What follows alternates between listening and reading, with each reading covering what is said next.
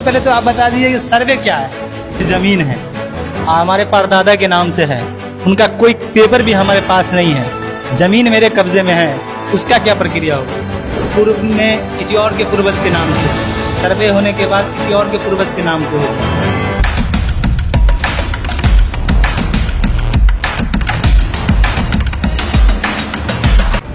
नमस्कार, आदाब, सलाम। मेरा नाम है अजहर और आप मिथिला लाइव देख रहे हैं। अभी हम मौजूद हैं सिंहवाड़ा प्रखंड में। हमारे साथ बात करने के लिए आज जो इस जमीन सर्वे का काम चल रहा है सिंहवाड़ा बल्कि पूरे बिहार में, और सिंहवाड़ा में जो कानूनगो नियुक्त हुए वो हमारी बाईं ओर मौजूद हैं और उससे बाईं ओर एसओ सर हैं। हम इनसे बात करेंगे जमीन संबंधित।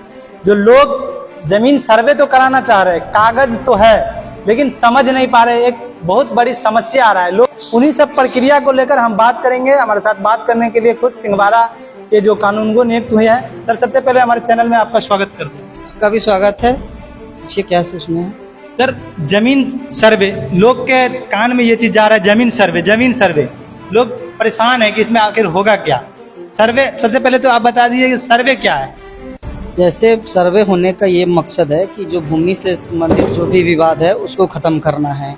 और अभी के ये 2024 में जो सर्वे ये दूसरे फेज़ का जो शुरू हुआ है, इसमें सारा प्रक्रिया ऑनलाइन का है। प्रपत्र 1 से लेकर के 22 तक की सारी प्रक्रिया जो है सो ऑनलाइन है।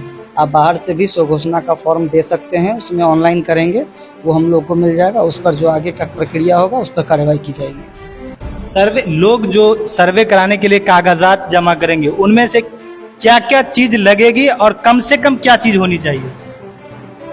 देखिए, अगर खतियान से ज़मीन अगर किन्हीं को प्राप्त है तो वो खतियान लगाना है, और खतियान के आधार पे जो भी वंशावली होगा वो वंशावली लगाएंगे। अगर रद्दन रसीद है तो रसीद, नहीं तो पुरानी भी रसीद होगी तो वो लगा करके स्वघोषणा का जो फॉर्म है प्रपत्र 2 वो भर के जमा करेंगे। अपने राजस्व ग्राम के अमीन को भी दे सकते हैं या फिर सिविल कार्यालय में भी उसको जमा कर सकते हैं। जैसे मान लीजिए कि हमारी कोई जमीन है, हमारे परदादा के नाम से है, उनका कोई पेपर भी हमारे पास नहीं है, जमीन मेरे कब्जे में है, उसका क्या प्रक्रिया होगा?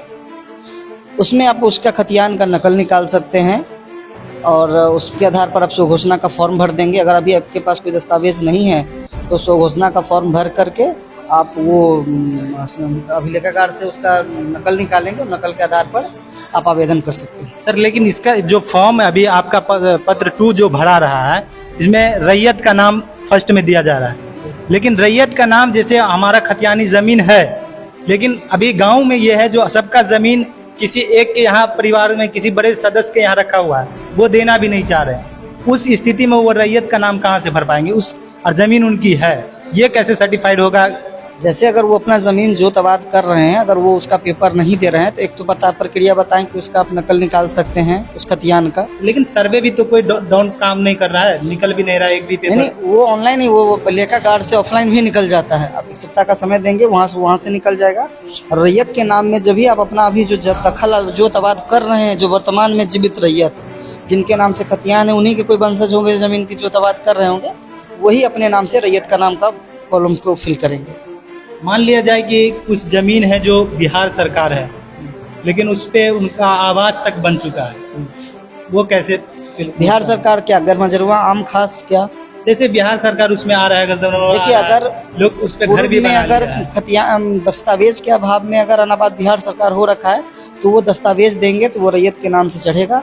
अगर गरमजरुआ आम खास की भूमि होगी तो फिर उसका भी एक नियम है, उसके आधार पर आगे का विचार किया जाएगा। बहुत सारी जमीन आपके ही क्षेत्र में सिंहवाड़ा में खासकर बात करें तो ऐसी भी है जो पूर्व में किसी और के पूर्वज के नाम से, सर्वे होने के बाद किसी और के पूर्वज के नाम से हो गया है, तो उसमें अब उसका दस्तावेज घोषणा भरेंगे और दस्तावेज और दखल का मुआयना किया जाएगा। उसके आधार पर आगे का कार्रवाई की जाएगी। अगर उसका दस्तावेज और दखल दोनों चीज स्पष्ट होगा तो रैयत को खाता दिया जाएगा। मान लीजिए कि गांव घर में बहुत सारा ऐसा पोखर है जो बिहार सरकार है, उसके पोखरा पर लोग आवास बना के बैठे हुए हैं। अब वो ये आस में लगे हुए हैं जो सर्वे होगा तो ये मेरे नाम से हो जाएगा।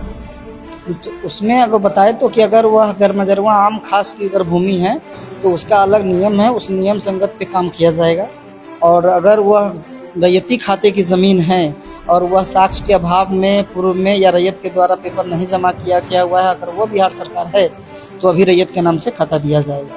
बहुत सारे ऐसी जमीन है जो लोग 72 के बाद रजिस्ट्री करवाए हैं, लेकिन गांव घर में रजिस्ट्री तो करवा लेते हैं लोग, रजिस्ट्री करवाने तक ही वो अपना पेपर मानते हैं। उसके बाद की जो प्रक्रिया है दाखिल, खारिज, बंदोबस्त, रसीद, वो कुछ भी नहीं कराते हैं और अभी हो भी नहीं रहा। लेकिन आपका जो फॉर्म है उसमें सब चीज मांगा जा रहा है। उस परिस्थिति में लोग क्या करेंगे?